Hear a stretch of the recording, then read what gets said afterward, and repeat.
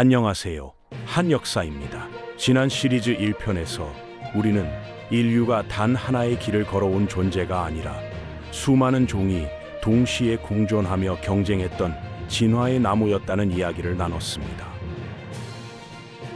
오늘은 그 나무의 한가운데 매우 중요한 갈림길에 서 있었던 인류를 살펴보려 합니다. 바로 호모 하이델베르게시스입니다. 오늘의 질문은 이것입니다. 하이델베르겐시스는 단순히 몸이 큰 옛인류였을까요? 아니면 인류 최초의 의식에 가까운 무언가를 품고 있었던 존재였을까요? 호모 하이델베르겐시스는 대략 100만 년 전부터 10만 년 전 사이 중기 플라이스토스에 살았던 인류로 추정됩니다.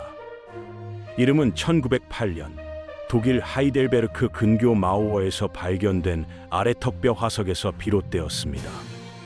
이 턱뼈는 매우 크고 두꺼웠지만 치아 배열은 비교적 정교했습니다. 이 발견을 계기로 학자들은 기존의 호모 에렉투스로 묶여있던 일부 화석들을 다시 보게 되었고 결국 하이델베르겐시스를 독립된 종으로 분류하게 됩니다. 이 인류가 중요한 이유는 단 하나입니다.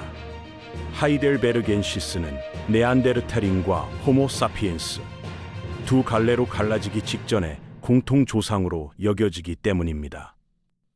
다시 말해 오늘날 우리와 네안데르탈인의 특징이 동시에 섞여 있던 인류 진화사의 분기점에 서 있던 존재입니다. 이 시점에서 어떤 선택을 했느냐에 따라 이후 인류의 운명이 크게 갈라졌다고 볼 수 있습니다. 하이델베르겐시스의 신체적 특징부터 살펴보겠습니다. 이들은 매우 강인한 체격을 지녔던 것으로 보입니다. 성인 남성의 평균 신장은 약 180cm, 체중은 100kg에 달했을 것으로 추정됩니다. 일부 화석에서는 2m가 넘는 신장을 암시하는 증거도 발견됩니다. 근육질의 몸, 두꺼운 뼈, 거친 환경을 견딜 수 있는 체력은 빙하기가 반복되던 플라이스토스의 환경에서 큰 장점이었을 겁니다. 하지만 진짜 주목해야 할 것은 몸이 아니라 뇌입니다. 하이델베르겐시스의 평균 뇌 용적은 약 1100에서 1400세제곱센티미터로 추정됩니다. 이 수치는 현대 인류 평균 뇌 용적과 상당 부분 겹칩니다. 즉, 단순히 덩치만 큰 인류가 아니라 이미 상당한 수준의 인지 능력을 갖추고 있었을 가능성이 큽니다. 문제는 이 뇌가 과연 무엇을 위해 쓰였느냐입니다. 이 질문에 대한 단서가 스페인 북부 아타푸에르카 산맥의 한 동굴 유적에서 나옵니다. 이곳에서는 최소 28명 이상의 인골이 한 장소에 집중적으로 쌓여 있는 상태로 발견되었습니다. 연령과 성별이 다양했고 자연사로 보기 어려운 특징들이 여럿 확인되었습니다.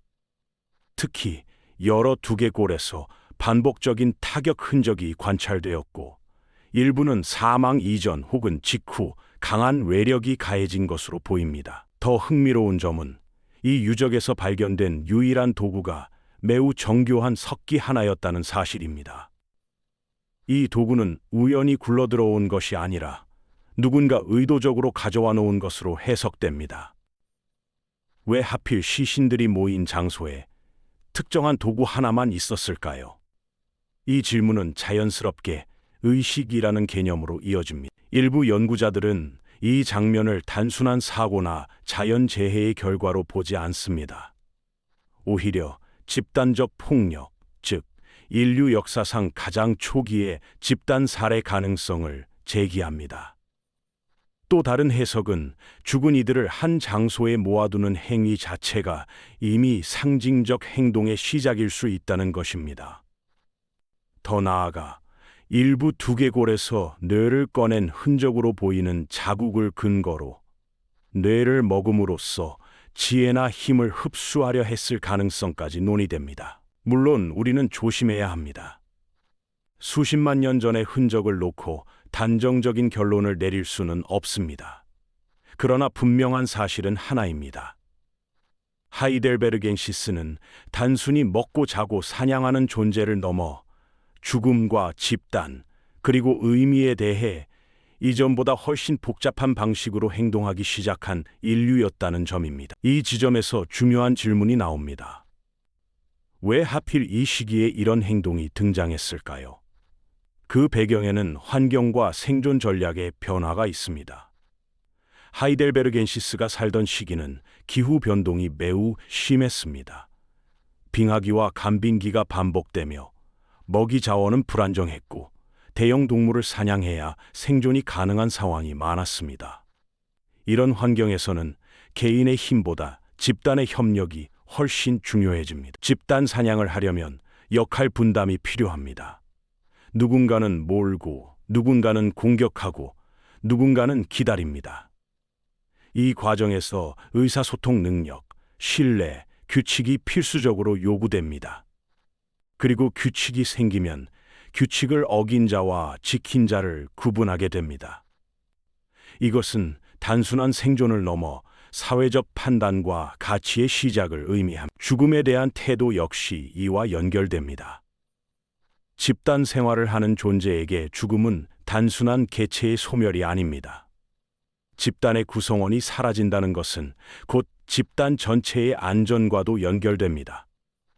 그래서 죽은 이를 방치하지 않고 한 곳에 모으거나 특정한 방식으로 처리하는 행동이 나타날 수 있습니다.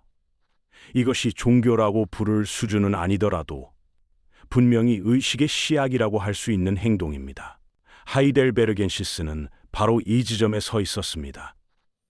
그들은 이미 큰 뇌를 가지고 있었고 집단 생활을 했으며 협력 사냥을 했고 죽음을 다루는 방식에서도 이전 인류와는 다른 모습을 보였습니다.